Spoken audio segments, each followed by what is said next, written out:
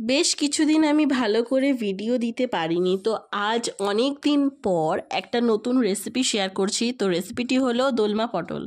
দোলমা পটল বানানোর জন্য প্রথমে সব পটলগুলো ছাড়িয়ে একদিকে পটলের মাথা কেটে ছুরির সাহায্যে ভেতরের শাঁস বার করে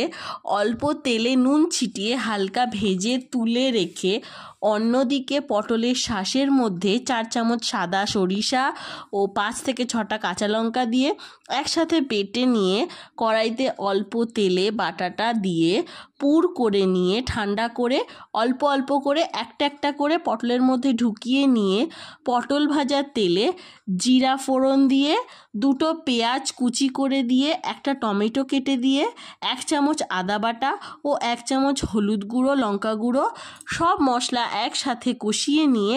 জল দিয়ে আন্দাজ মতো নুন ও চিনি দিয়ে ঢাকা দিয়ে ফুটে গেলে ঢাকা খুলে পুর ভরা পটলগুলো দিয়ে আবারও একটু ফুটিয়ে গরম মশলা ছড়িয়ে গরম ভাতে পরিবেশন করুন দোলমা পটল।